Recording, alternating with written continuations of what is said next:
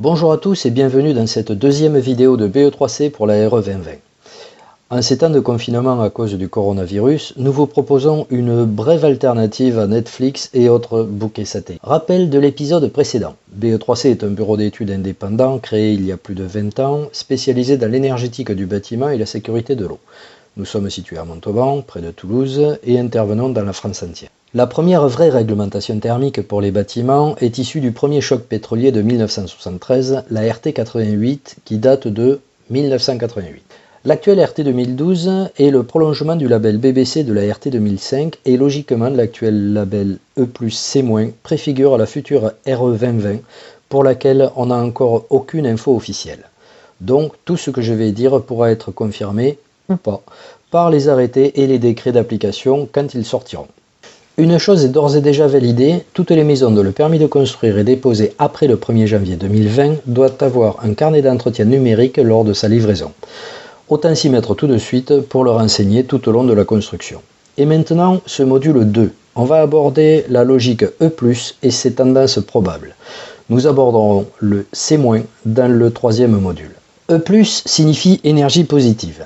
Le critère énergie s'appelait BPOS dans le label E+C-. BPOS pour bâtiment à énergie positive.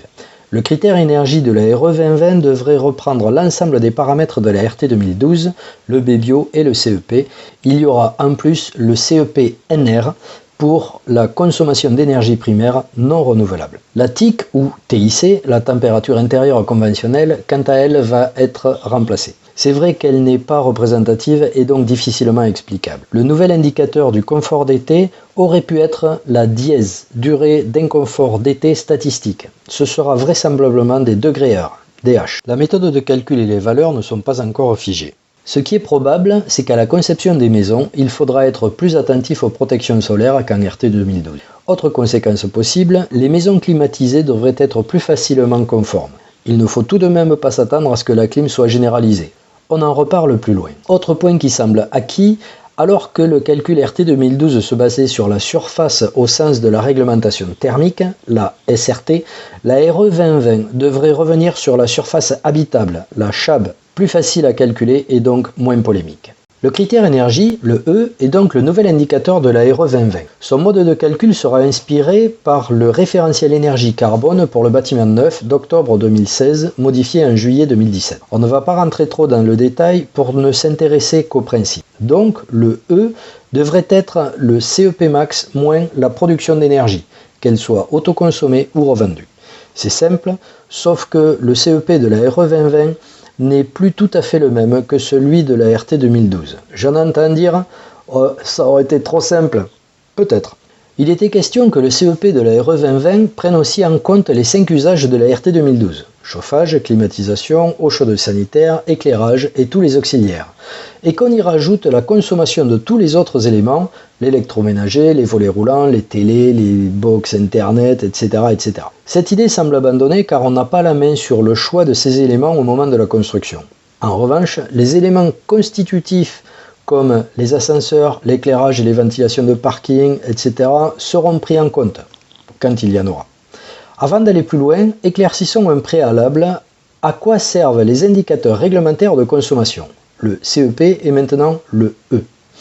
On entend souvent la même critique. Oh, de toute façon, c'est nul ces systèmes de consommation. Ça ne prend même pas en compte le comportement réel des occupants. Comme si une famille de 4 personnes consommait autant qu'un célibataire. La remarque est juste, mais traduit une incompréhension. Ces indicateurs ne sont pas prédictifs. Ça veut dire qu'ils ne peuvent pas, directement, prédire la consommation de la maison. Bah, alors à quoi ils servent? Oui, je sais, mes voix sont pourries, mais en temps de confinement, on se sent moins seul. Bah, alors à quoi ils servent? Ils servent à qualifier la maison, à lui donner un niveau de performance mesurable. C'est exactement la même chose que la consommation annoncée pour les voitures. Suivant qui conduit, comment il ou elle conduit, si c'est en plaine ou en montagne, la voiture ne consommera pas pareil. La consommation annoncée par le constructeur n'est pas prédictive, mais permet de comparer deux voitures. Dans les mêmes circonstances, la voiture annoncée à 3,6 litres au 100 consommera moins que celle annoncée à 4 litres.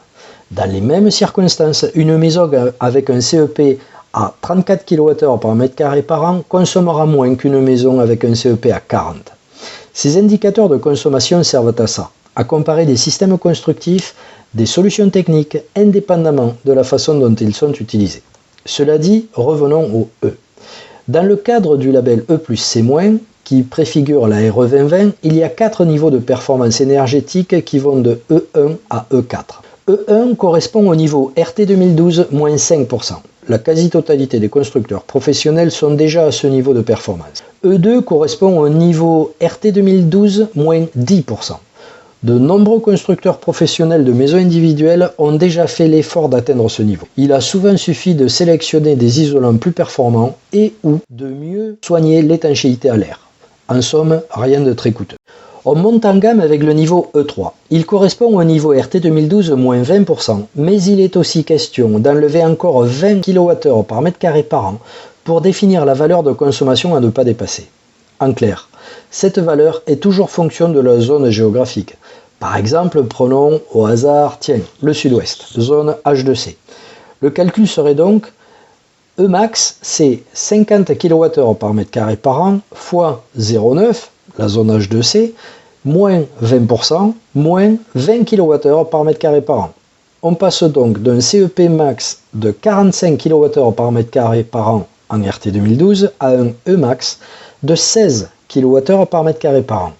Je vous rappelle que le Emax en maison individuelle devrait être la consommation des 5 usages de la RT 2012, moins l'autoconsommation, moins l'énergie revendue.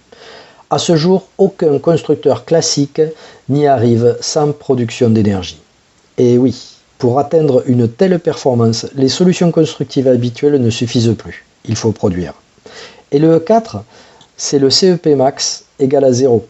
La maison passive, donc la maison produit au moins autant d'énergie que ce que consomment les utilisateurs. Pour l'instant, le niveau E3 tient la corde. C'est celui qui devrait être retenu comme un niveau à atteindre pour être conforme à la RE 2020. Cela dit, beaucoup de choses peuvent encore changer. Le facteur de conversion de l'électricité par exemple. Quand ma maison consomme 1 kWh d'électricité, elle a consommé 2,58 kWh d'énergie primaire, le EP du CEP, consommation d'énergie primaire. C'est ce 2,58 qui rend inutilisables les chauffe-eau électriques et tout ce qui utilise de l'effet Joule pour chauffer. Suivant les sources, on annonce une baisse passant de 2,58 aujourd'hui à 2,30 voire 2,10 pour certains. Dans ce cas, il est possible que les convecteurs électriques fassent un grand retour dans la construction de maisons. Personnellement, je n'y crois pas. Ce serait en contradiction radicale avec tout ce qui a été mis en place depuis des années, et on a vu dans le module 1 qu'une logique domine l'enchaînement des réglementations thermiques. Un autre bruit de notre couloir parle lui d'une modulation de ce taux de transformation. C'est moins simple, donc plus crédible, diront les moqueurs. En gros, l'électricité achetée resterait valorisée à 2,58. En revanche, on ne conserverait le 2,58 que pour les 10 premiers kWh revendus. À partir du 11e, ils seraient tous valorisés à 1. Cette mesure, a priori injuste, peut avoir une explication dans la volonté déjà visible en RT 2012 d'empêcher de construire une épave énergétique et de la rendre conforme grâce à une grande surface de panneaux solaires. Autre nouveauté possible, avoir un facteur de conversion de l'électricité différent pour l'été et pour l'hiver. Ces deux valeurs serviraient à prendre en compte les différents moyens de production d'électricité en été et en hiver. En hiver, en France, les centrales à fioul, à gaz et même à charbon sont rallumées pour faire face à la consommation. Là, on commence déjà à toucher la dimension carbone. On verra donc ça dans le module 3. D'ici là, BE3C reste joignable en télétravail, par mail uniquement. Prenez soin de vous et de vos proches, restez chez vous, portez-vous bien et bon confinement.